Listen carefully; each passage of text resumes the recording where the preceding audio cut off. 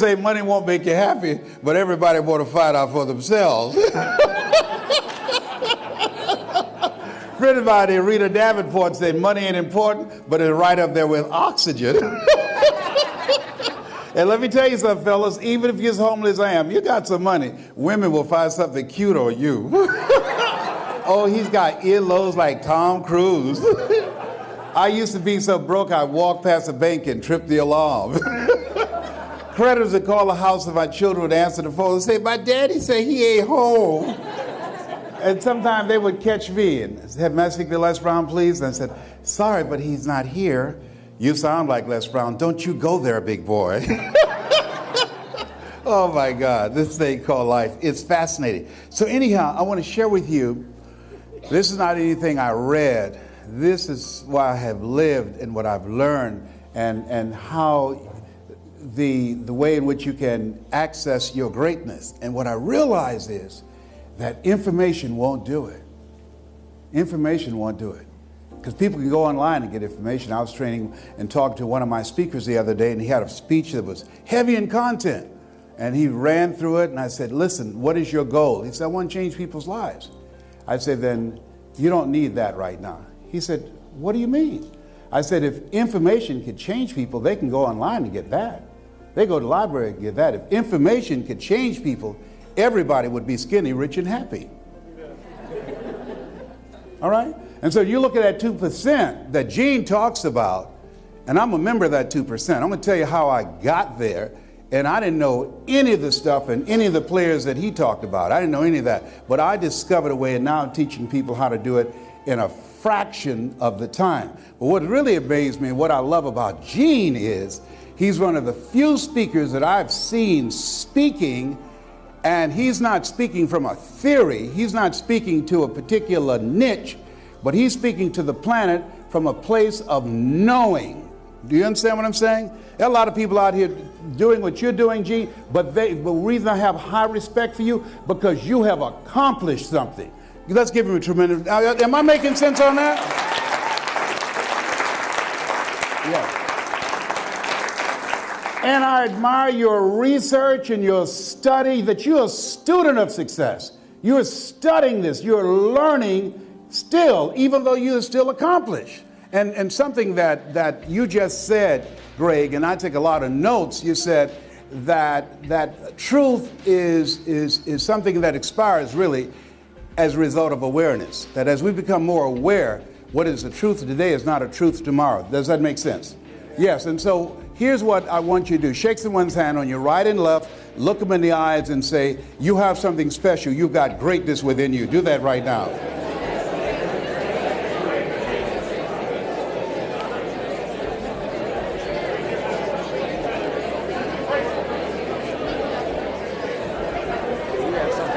Yes. Greatness. You got greatness within you. Thank you. I love you, brother. I love you. Yes. You got something special. You got greatness. You got fantastic.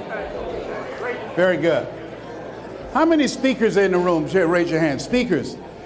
Oh, fantastic. You're going to love this. I'm going to show you. I'm going to share it. Kids, okay if I share some techniques and strategies with you? Yes. Okay. How many trainers in the room? Raise your hands, please. How many coaches in the room? Life coaches. Fantastic. Okay, I'm going to show you and teach you and take you behind the curtain of some secrets that I've discovered from the University of Hard Knocks that will allow you, and write this down, that will allow you to impact people's minds. Take notes. Yes. Impact people's minds, touch their hearts, and ignite their spirit. I'm going to show you how to do that in the time that I have. How to impact people's minds, how to touch their hearts, and how to ignite their spirits. Because when people hear you at the end of a presentation, end of coaching, if we don't transform people's minds, be ye not conformed to this world, be ye transformed by the renewing of your mind. Why is it my favorite book says that? Because we live in a world where we're told more about our limitations rather than our potential. Am I correct on that? Okay, how many of you have been told that you couldn't do something? Raise your hands, please. Okay, very good. So we got to overcome that conversation, that script that we've been born into. The next thing is that is very, very important, and this is as speakers, as trainers, as life coaches that we have to do, and what Secret Knock does is create a thirst. You heard saying you can take a horse to the water, but you can't make him drink. However, if you know how to strategically and experientially communicate, you can create a thirst where they want to drink. The biggest challenge and opportunity we have right now is to create a thirst within people to expand their capacity and their skill set. Write that down. To create a thirst, because we can't do that for them.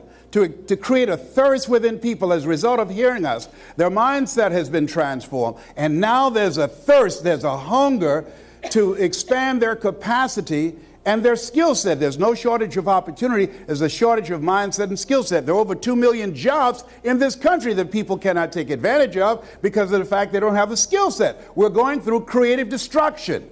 When I was a kid, I used to work in a bowling alley. They knocked the balls down, the pins down, and we would jump down and we would straighten the pins back up. Somebody created an electronic tray, and that destroyed our jobs. I used to work on an elevator. What floor, please? You got on an elevator. Somebody created an elevator that did not have to be operated manually, and that destroyed my job.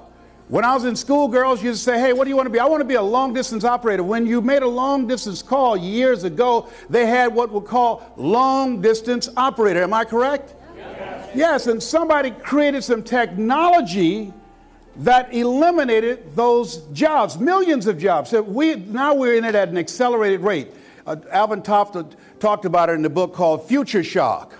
And so we're going through creative destruction. Things are being created, and it's destroying jobs. I don't care who's in the White House. Nobody can stop that, and it's going to happen at an accelerated rate. And what Secret Knock does is it allows you to stay ahead of the game and help people to stay ahead of the game, giving them the tools they need to have the mindset and the skill set to make it. And here's the next thing that's very important that Greg is a genius at. And here's the next step. Mindset transformation, skill set expansion. Next thing that's very important is that people have to create collaborative, achievement-driven relationships. Most relationships are socially driven. The Secret Knocks is about bringing people of greatness together, bringing people together who have talents, abilities, and skills and knowledge, and visionaries and leaders. And as a result of our coming together, that we're able to create collaborative, achievement-driven relationships that will allow us to reach our goals in a fraction of the time. Those 3 steps right there is what I'm up to with my life in the world. And I can tell you, just based upon things that I've learned and things that I've done, that it works in all of this that I'm saying right now. You already know it. So I want you to see a presentation right now. World-renowned speaker, entrepreneur, and best-selling author, Les Brown rose from humble beginnings to become a leading broadcast and platform personality, recipient of an Emmy, and dubbed one of the world's top 5 speakers by Toastmasters International. His captivating delivery, incorporating humor, insights, and proven techniques, teaches, inspires, and challenges his viewers to ultimate levels of achievement. I know something about you, even not knowing you, that you've got greatness within you. You have the ability to do things that you can't even begin to imagine. You have talents and skills in you that you haven't even begun to reach for yet. Maybe that's why Jim Rohn said, when the end comes for you, let it find you conquering a new mountain, not sliding down an old one. Maybe that's why Henry David Thoreau said, oh God, to reach the point of death, only to realize that you've never lived, only to realize that you've never scraped the surface of your potential. If you want to make your dream become reality, the people that are running at their dreams know that it's possible that you can live your dream, that it's necessary, that you're relentless, that you have a plan of action, that you are creative. The people that are running after their dream know they're going to have hard times. They keep on running because they're saying within themselves, I'm the one, no matter how bad it is or how bad it gets, I'm going to make it. The people that are running after their dreams are the people that are hungry. I'm going to run through this quickly, and then I'm going to have you ask me some questions, and now I'll give Signifer a chance to try. How many have major goals you want to achieve? Raise your hands, please. Very good. I want you to think about it. I want you to think about it in 3 areas. Number 1, what's one personal goal that you'd like to achieve? One personal goal. I want you to write that down. My first personal goal was to buy my mother a home. That was it. I'm adopted. Born in an abandoned building on a floor in a poor section of Miami, Florida called Liberty City. And Mrs. Mamie Brown adopted 7 children. I was among them. She had a 3rd grade education. I feel like Abraham Lincoln, who said, all that I am and all that I ever hope to be, I owe to my mother. I saw a sign once that God took me out of my biological mother's womb and placed me in the heart of my adopted mother. Mama worked on Miami Beach, and she cleaned homes, and she kept children. And we wore the hand-me-down clothes of the children that she kept. And we ate the food left over from the families that she cooked for. These people very kind and generous. And they said, Mamie, whatever food is left over, you can pack it up and take it home to those children that you have adopted. How many have somebody special you'd like to do something for? Raise your hands, please. Very good. I want you to think about them. Next thing is, I want you to think about your financial freedom number. What will that number be? What will that number be? That once you do that, once you write that final check, you'll be debt-free. It's a wonderful feeling. I'm debt-free. And it's a good feeling. It's a great feeling to be debt-free, cancer-free, and drama-free. Yes. And whatever that number is that you thought about or you wrote down, multiply it 100 times. Multiply it 100 times. Let me show you how you can make that happen. Next thing is, I want you to think about your social contribution. We live in the greatest country in the world that gives us an opportunity to live a life of contribution. Horace Mann said we should be ashamed to die until we've made some major contribution to humankind. Now that you've written it, I want you to say with me with power and conviction, let us say together, it's possible. It's possible. Say it again, it's possible. It's possible. You know, there have been some presentations about how to sell yourself. Let me talk to you about another sell that's the most important thing, as that sell is for you.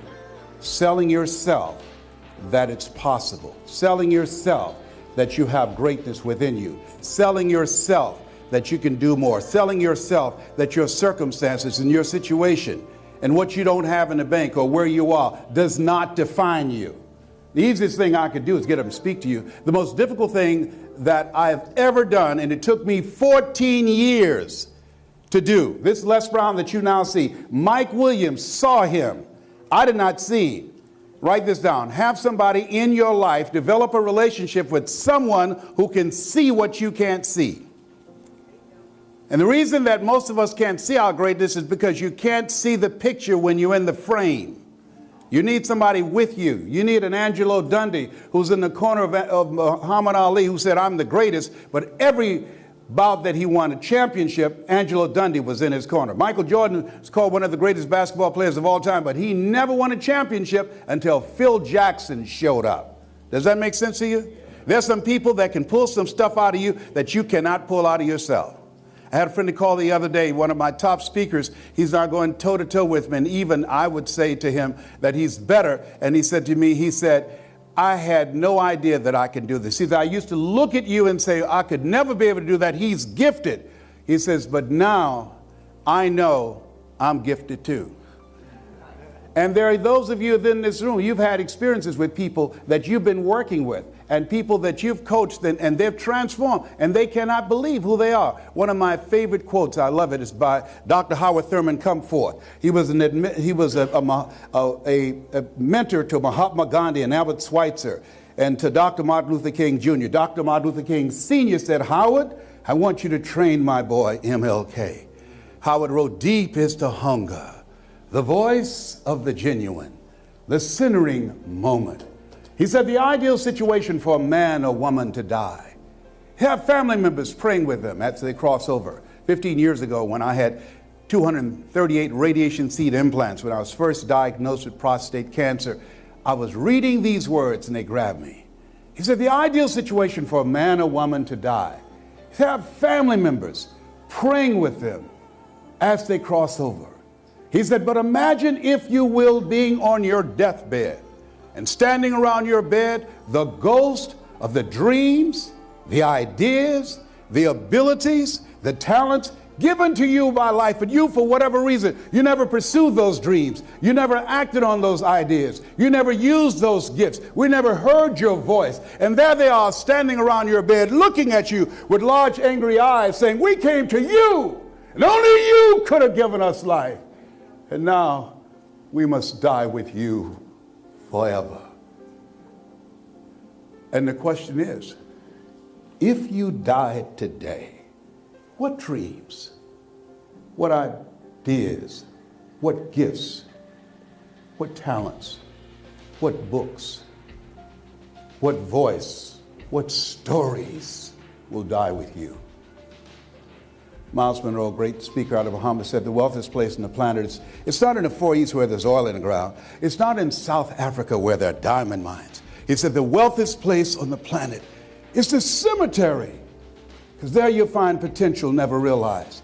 There you'll find dreams that never become a reality. There you'll find voices of leadership that the world never heard from. Maybe that's why one woman wrote in a moment of anguish, what if you live your whole life only to discover that it was wrong? That it was wrong.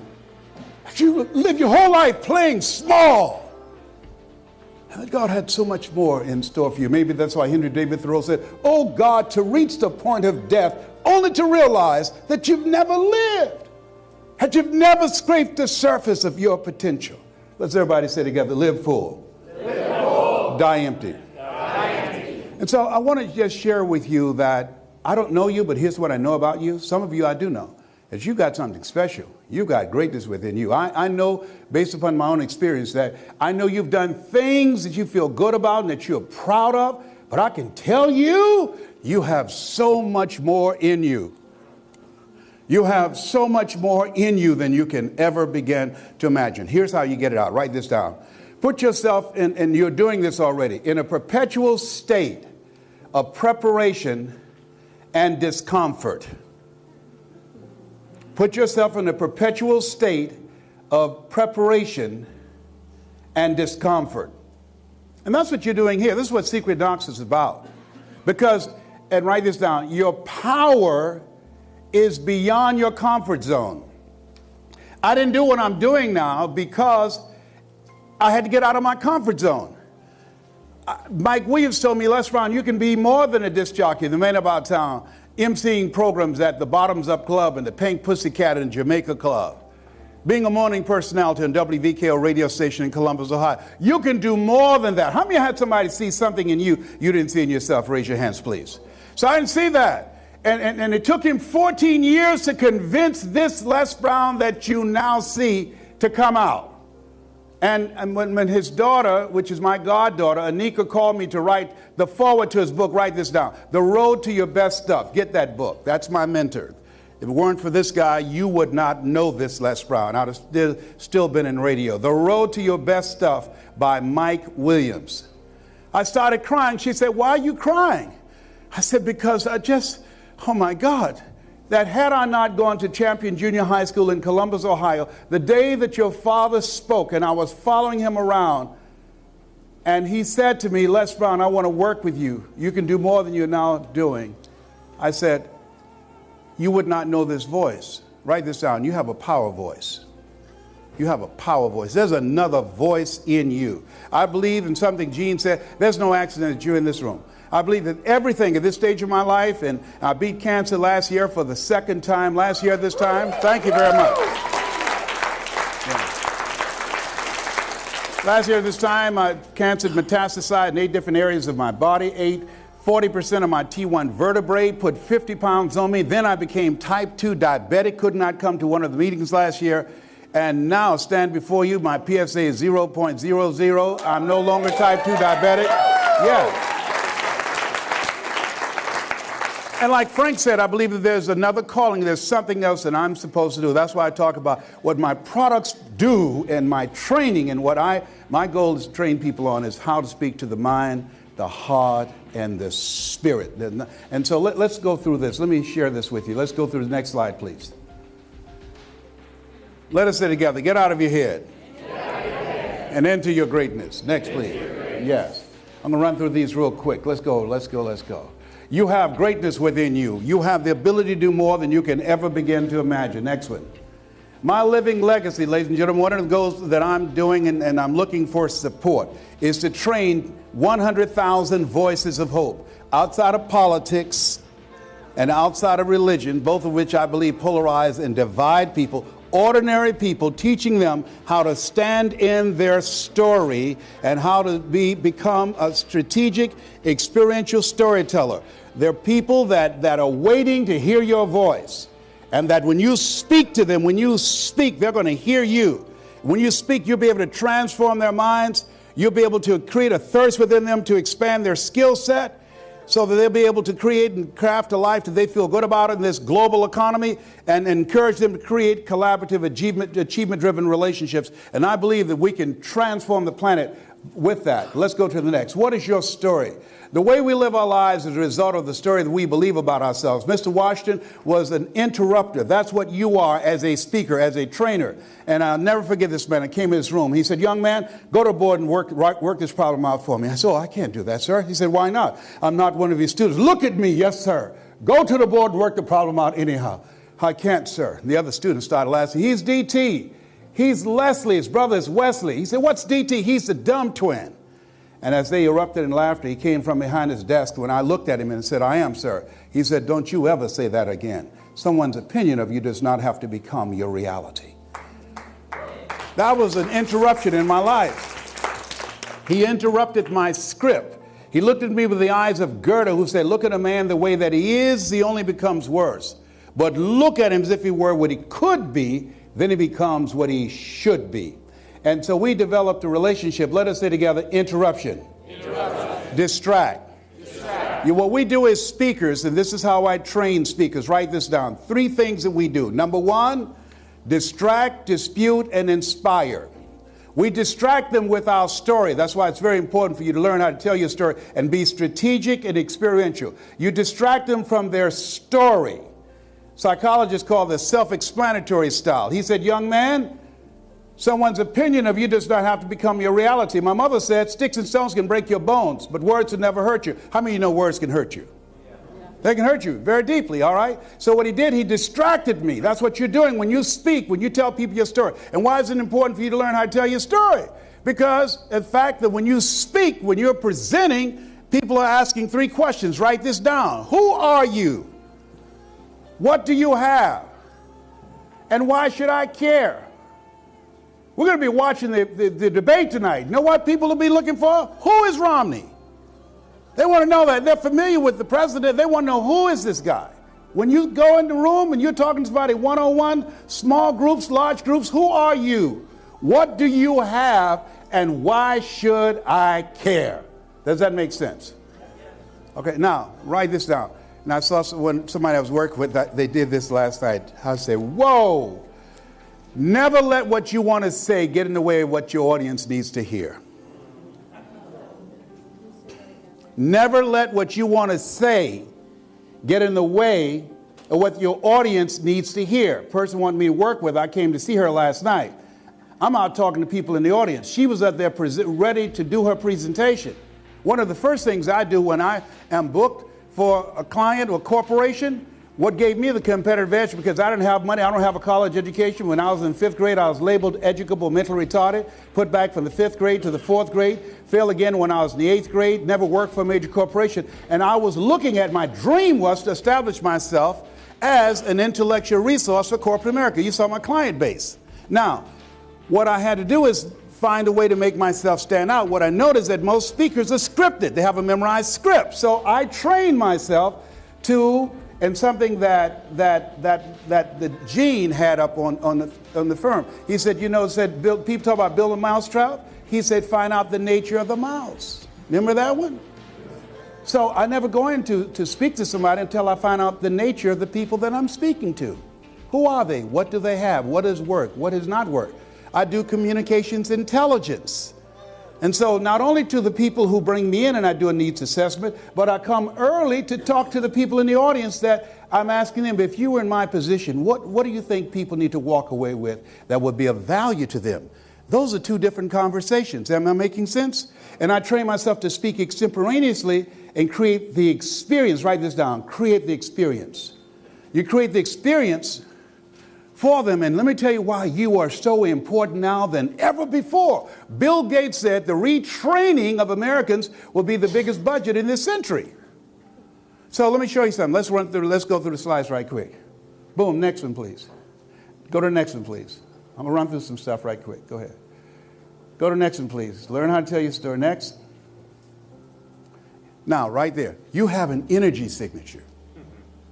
There's an experience that you can create that technology and cheap labor abroad can't touch. That makes your life recession-proof. Shake somebody's hand on your right and left and say, I'm recession-proof. Yeah. I'm recession. Yeah.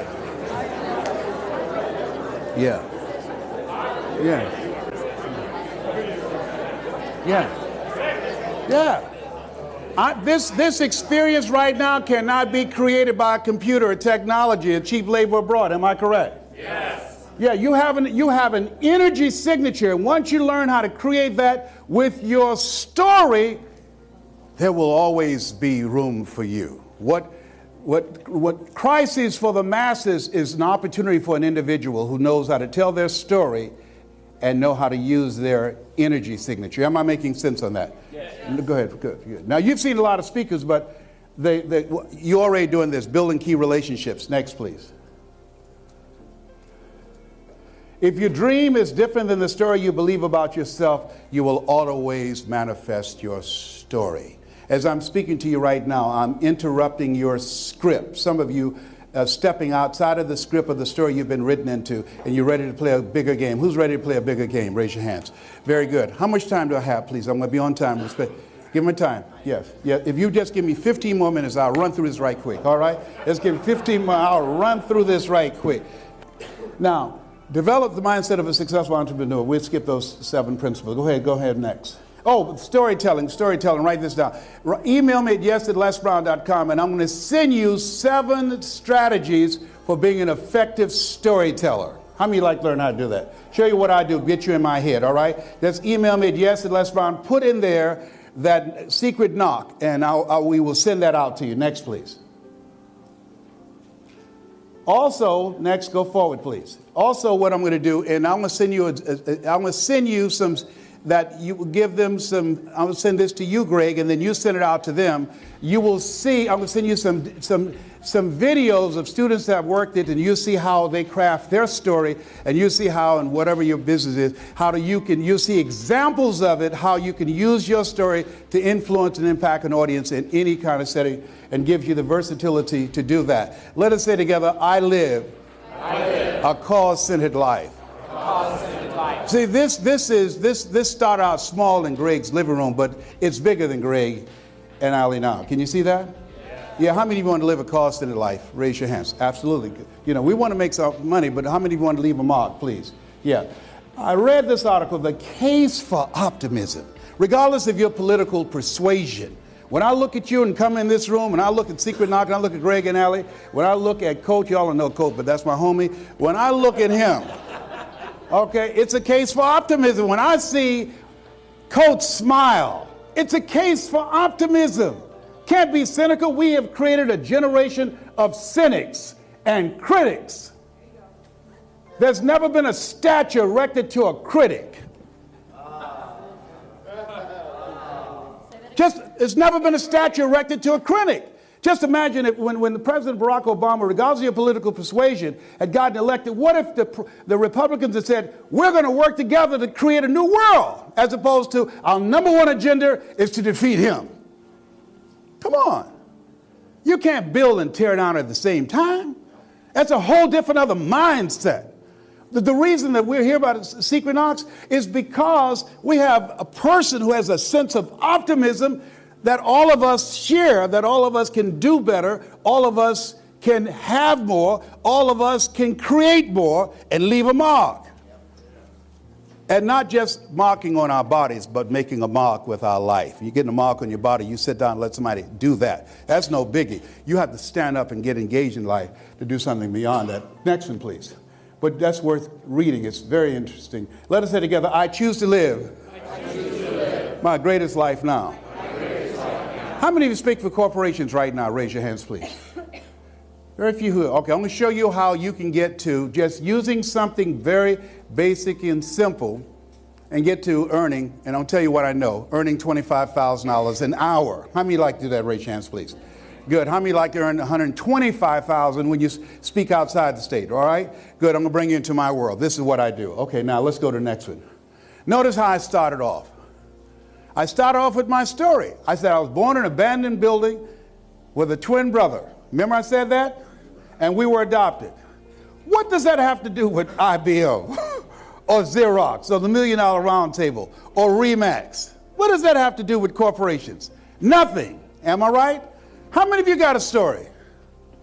Now, you don't even have to have a story. How many of you ever heard of Marianne Williams? Raise your hand, please. Marianne Williams wrote a story about a book. She wrote a book about a book, A Course in Miracles. According to A Course in Miracles. Am I right? I'm not making this up. All right? Now, here's what happened. What I did, I went from write this down, create a bridge. How many of you know that there are a lot of people that are not happy right now? Raise your hands. Let me share with you a friend of mine that he was going through that same kind of experience. And you know when people decide to do something with their lives? When they decide, I'm sick and tired of being sick and tired. My friend, he was tired of losing. He wanted to win in life.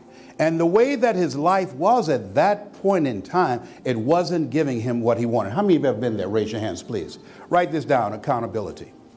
He held himself accountable. He decided, I'm going to do something to improve my situation. Jim Rohn said something. He said, we don't get paid by the hour. We get paid for the value we bring to the hour. And so what he did was, he held himself accountable and he made a decision to do something different with his life. How many of you decided to do that? Raise your hands, please. And here's something else that you did. Write this down. Nurturing relationships. He reached out to a friend of mine named Jay.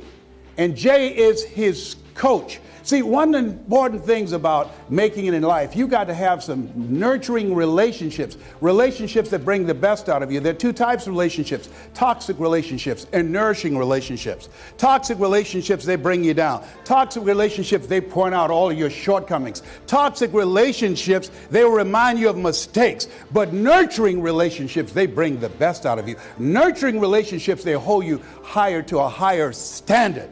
And so Anthony reached out and got a coach because he knew he didn't know, and he wanted to learn from someone who was involved in helping people to change their lives. And he said, would you help me? Write this down. Ask for help, not because you're weak, but because you want to remain strong. And so Anthony reached out to Jay. A lot of people won't do that because of pride. Pride cometh before a fall. Because of ego. Ego means edging God out. Okay? Next thing is T, total commitment. That one of the things that as I looked at him and saw his eyes and I saw him out front and I grabbed him, embraced him, and we spoke briefly on the telephone, he's sold out. He's made a total commitment. When you're ready to change your life, 99 and a half won't do it. You know, you can't be involved in changing your life. The difference between involvement and commitment, the chicken was involved, the pig was committed. He had to give it all up. And so Anthony's willing to give up the places he used to go. He's willing to give up the things he used to do. He's willing to give up the people he used to hang around because he knows that won't help him. How many have done that? Raise your hands, please. Good. Write this down. Higher standards. That in Anthony's vision of himself and his own sense of self-worth, he has raised the bar. He's operating out of the thinking of Henry David Thoreau, who said, do not go where the path may lead, but go where there's no path and leave a trail. Do you see what I'm doing with just that little bit of his story? Have you see how I weaved him into the story? Can you not do that in any kind of setting? Anthony, I can't wait to get through with you. Trust me on this. Don't come around me if you're not ready to be stretched, because I'm an assassin. I'll kill every mediocre demon in you. All right? Let me tell you something. I'll take him out. Let me tell you something. Don't you let this 68 fool you. You know, young broom sweep clean, as Gina tell you, but old broom nowhere to go. So this is my mother, Mamie Brown. This is my mother. And then, well, you just saw her. That's Weston and I, you eating sugar cane. Anybody here ever ate sugar cane? Very good. Next slide, please. Now, Donald Trump's father gave him $200 million. How many of you know if someone gives you $200 million, you got a good shot at living your dream? Raise your hand. My mama gave us 2 pieces of sugar cane. And we still had an advantage. Room always get quiet, and I say that. If you had a choice, Donald Trump was born with a silver spoon in his mouth. If you had a choice between eating a silver spoon or eating sugar cane, which one would you eat? Sugar cane. I told you we had an advantage. Absolutely. Let's go to the next one here. So this guy, let us say together, interruption. This guy, Mike Williams, who wrote The Road to Your Best Stuff, he saw me one day walking down the halls of WVKO in Columbus, Ohio, with a big afro and a dashiki and jeans and tennis shoes. And he said, Les Brown, you can do more than be a disc jockey. I was Les Brown, the man about town in Columbus, Ohio, during the Woody Hayes days. And he spoke to me between records. Look out, here comes Aretha Franklin, a new record called Respect. Come on, Riri, sock it to me, sock it to me, sock it to me. Wilson Pickett turning on his soul spigot. Come on, Pickett, and kick it. This is Les Brown, your man about town. Get up, baby, this morning. All right?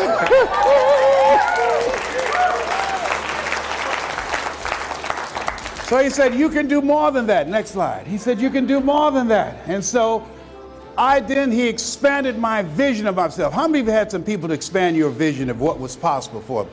That's what he did. And so he expanded my vision. I became a promoter. Next one, please. And I brought some guys to town, these little guys out of Indiana, brought them to town to book them. 1973. I weighed 174 pounds at that time. He didn't know, they didn't know who I was, and I didn't know who they were. When I had you to shake someone's hand around the table and say, you have something special, you have greatness within you, you have no idea whose hand you just shook. Eye has not seen, ear has not heard, nor has entered the heart of mankind what that person is going to become whose hand you just shook, whose pulse you just felt. Had no idea. Next slide, please. I had no idea. That boy was 10 years old when I saw him. Became one of the greatest entertainers of all times. We have something special. How many like to make a difference in your community? Raise your hands, please. Good.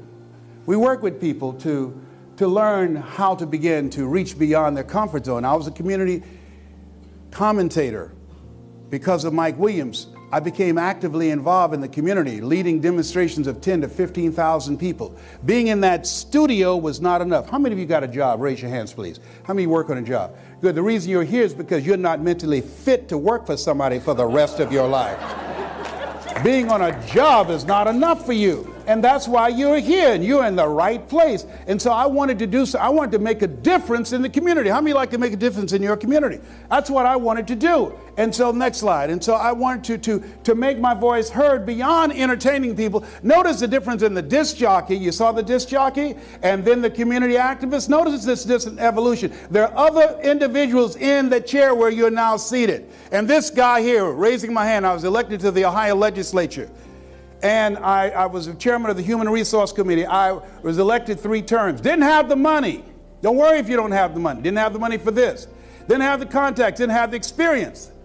An angel like Greg Reed came to my life named Horace Perkins when I was fired for editorializing about police brutality. And he said, Les Brown, people love you. Man, here, I've got these petitions signed. Sign your name here. You ought to run for state representative. I said, I don't know anything about politics. He said, neither do people who run. He said, you are the person who touched a lot of people's lives in this community. I said, but he's endorsed by the party. He's got more money than I have. I don't have anything. I'm out of a job. I can't even get a job in Columbus, Ohio. They blackballed me. He said, Les, but people remember how you made them feel.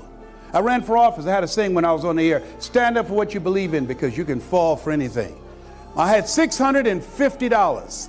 My opponent had over $50,000 endorsed by organized labor, both local newspapers, including the African American newspaper. So I came to the radio station, to Perkins. He said, what do you have, Brown? I said, $650. He says, Brown, today is Friday, the election is Tuesday. He says, do what you always do when you worked here. I said, what? He said, figure out how you're going to overcome the odds. You've always done that, Brown. I went in the middle room. I sat there for 5 minutes. I said, okay, Perkins, I know exactly what I'm going to do. I said, will Bert Childs allow me to use the production room? He said, yes. I went in the production room. I called my mama. I said, Mama, yes, Leslie. I said, I want you to say something for me. I'm about to run for state representative. She said, boy, what is that? Don't worry about it. I just need you to say something to have people come out and vote for me, Mom. I'm too self-conscious to do it myself. She said, I ain't got time for that. I said, Mama, I'll give you $200. My mother loved money. She said, when you going to give me my money, boy? I said, I'll give it to you as soon as you do this for me. I said, but don't talk long. Just say what you feel, Mama. She said, okay. I said, all right, do it now, Mama. She said, hello, this is Mamie Brown. When I raised my boys, I raised them to be good boys. When they got out of hand, I beat their behinds. Please vote for my son. He's a good boy.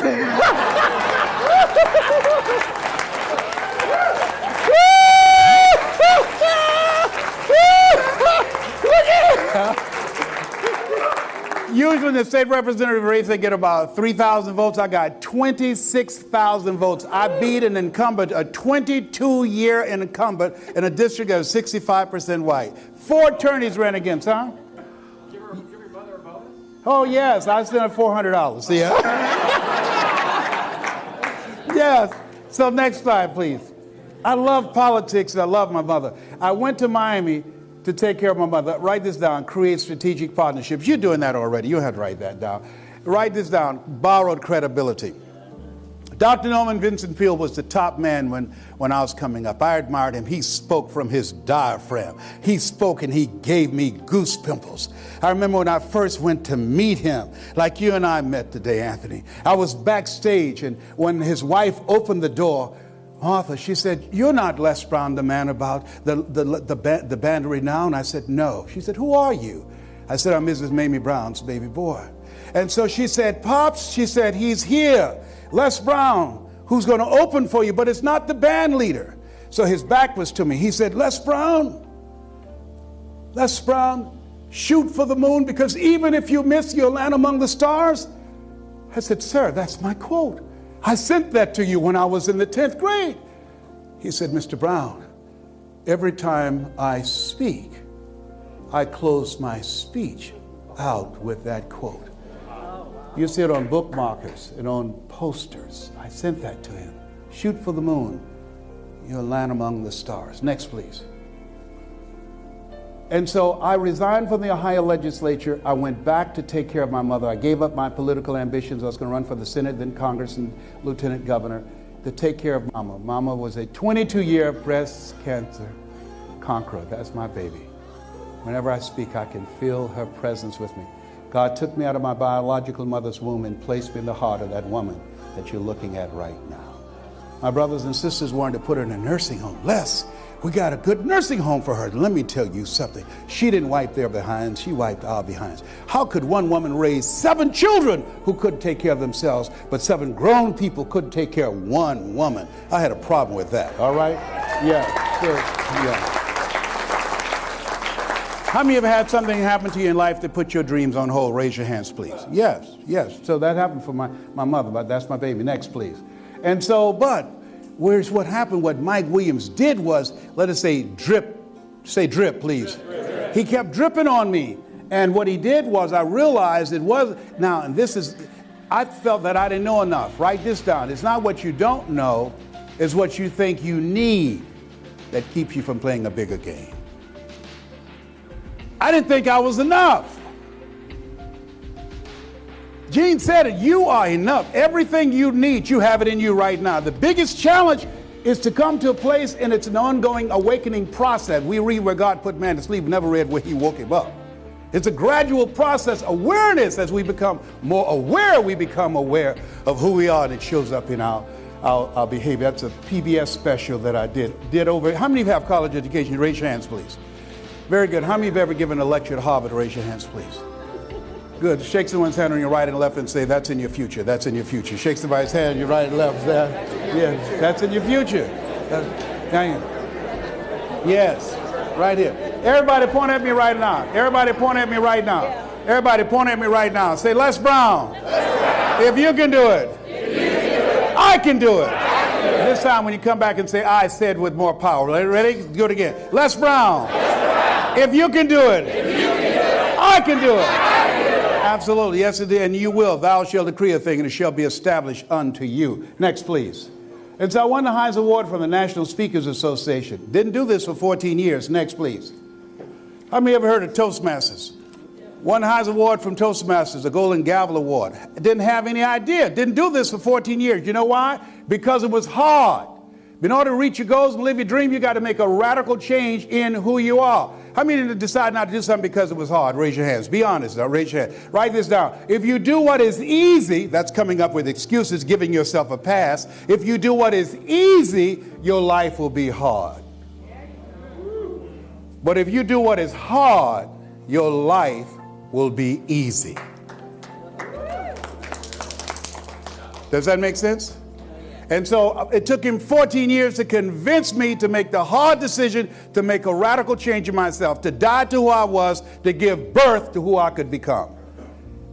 That's why I'm an assassin. Some of you are dying to who you are right now and ready to play a bigger game. Next one, please. Now, this is funny.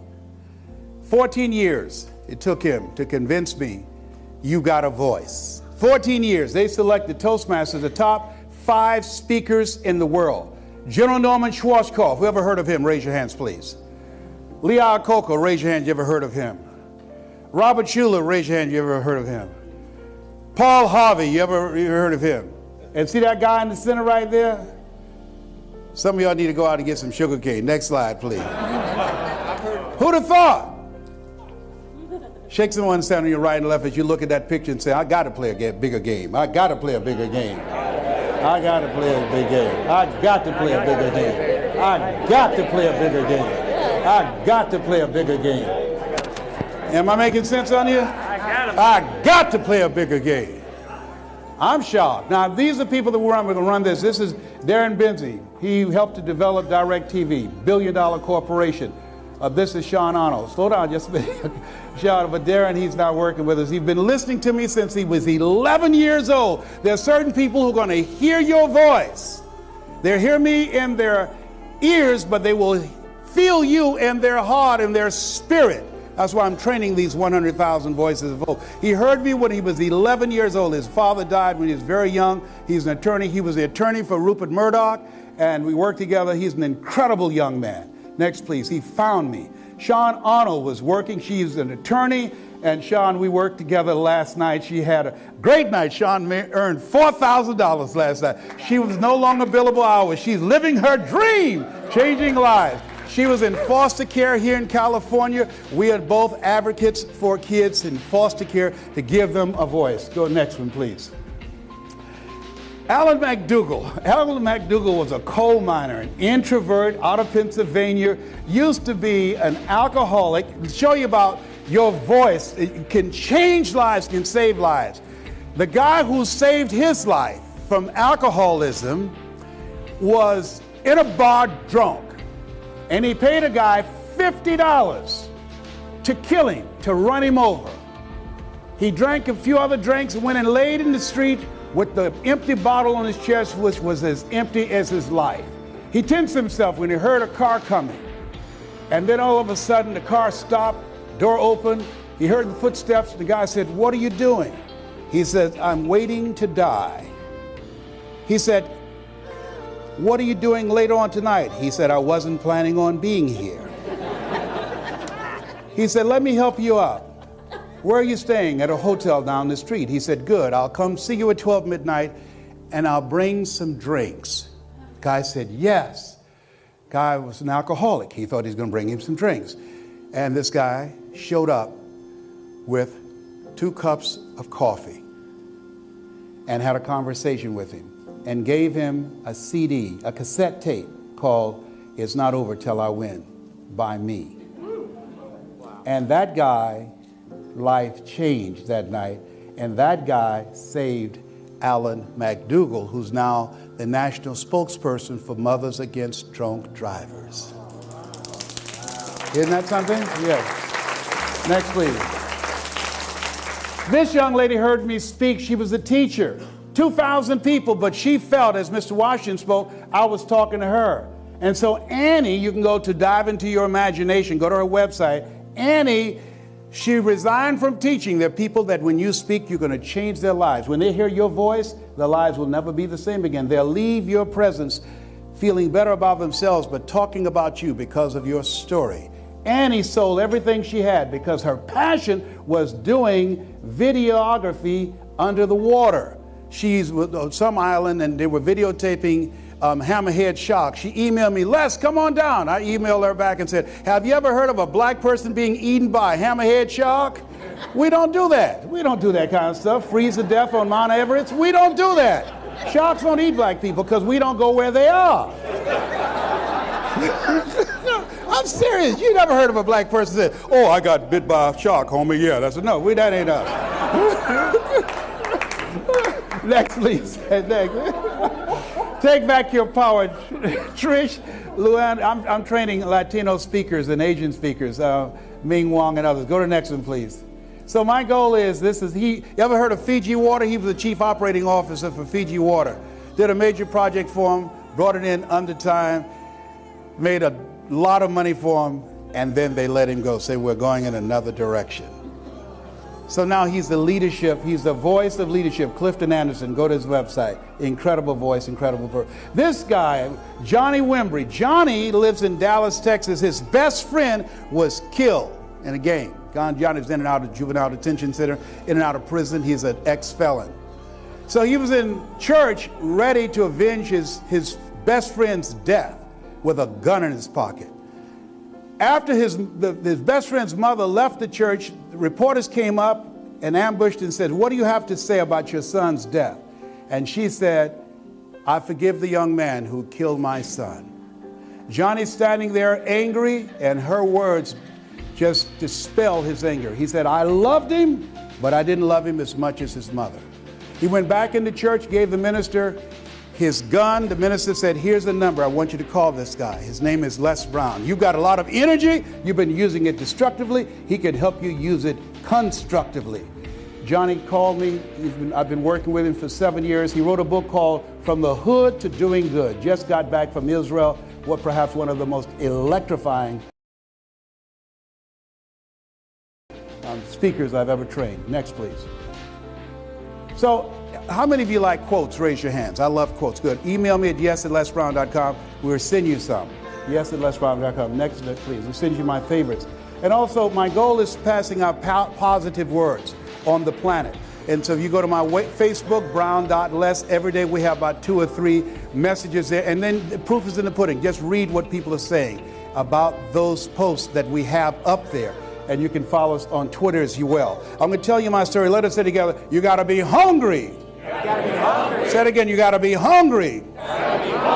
This one story has carried me for 40 years. Mr. Washington said, Mr. Brown, what do you want to do with your life, young man? Sir, I want to take care of my mother. How do you plan to do that? I said, I want to become a disc jockey. He said, you got to be hungry. I said, what do you mean by that? People that are hungry are willing to do the things today others won't do in order to have the things tomorrow others won't have. You're showing up here at Secret Knock in a so-called tough economy. Some of you couldn't afford to be here, but you also felt, given the quality and the relationships and what happens here, that you couldn't afford not to be here because you're hungry for a new life. There's something in you that says, I want to play a bigger game. There's something in you that says there's got to be more.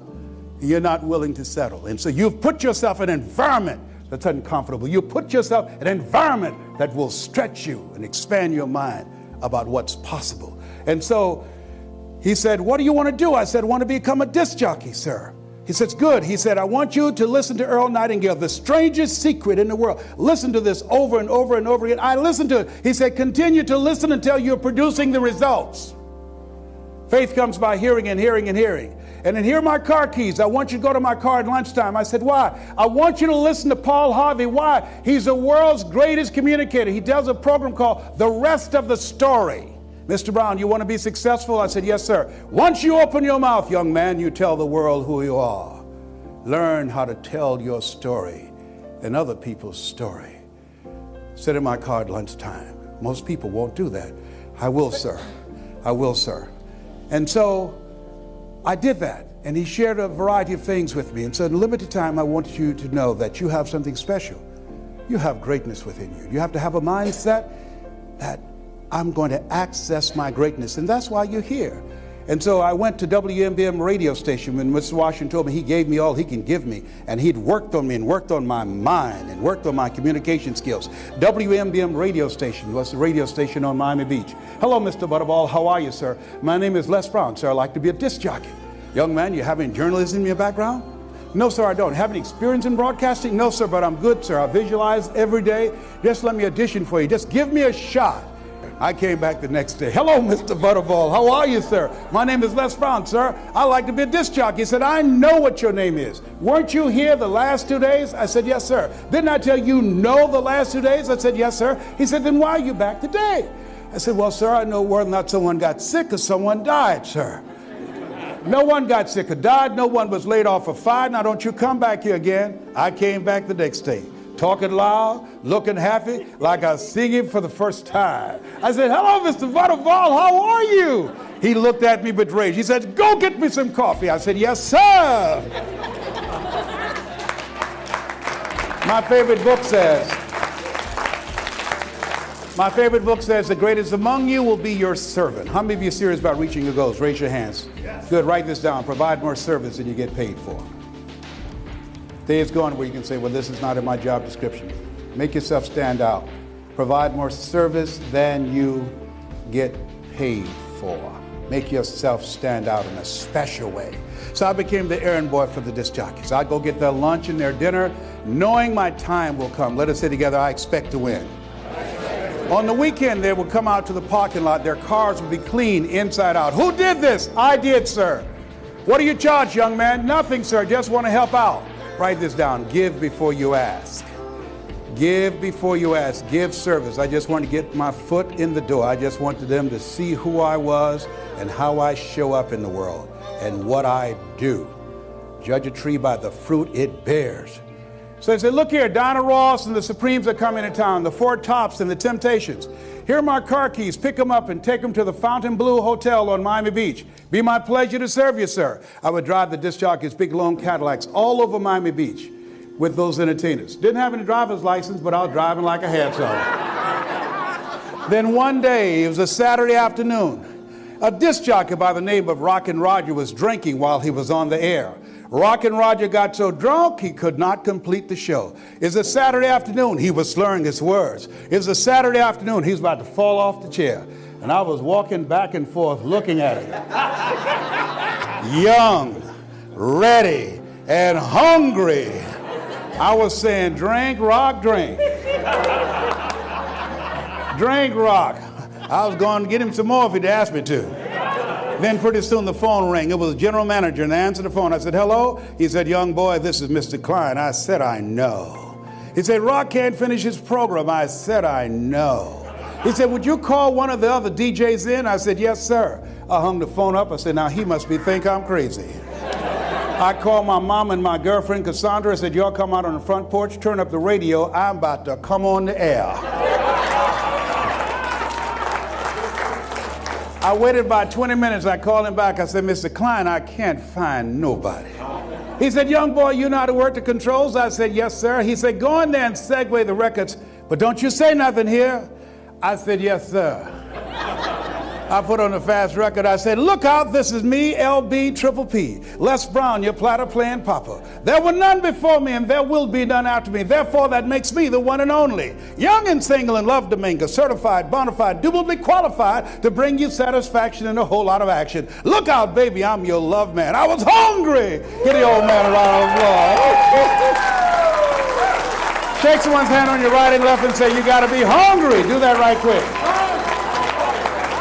Shake someone's hand on your right and left and say, you got to be hungry. So,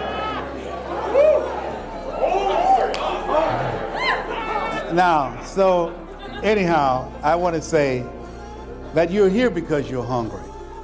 There's something in you, Howard Thurman come forth. There's something in each and every one of you that waits and listens to the voice of the genuine in yourself. It will be perhaps the only guide you will ever have. And if you cannot hear it, all of your life, your days will be spent on the ends of strings that somebody else pulls. And the reason that you're here is because you are going to pull your own strings. The reason that you're here, there's something about you that knows this is not it for me. I want to play a bigger game. The reason that you're here is because you are not willing to settle. The reason that you're here, that being in this energy and around people that are pursuing their greatness, the secret knock is a knock at your heart that says it's time to break out and play a bigger game. I want to leave this with you. My mother used to love this, and I dedicate this to you and the dreamer in you. Leslie, say that thing for me, boy, that makes me feel good.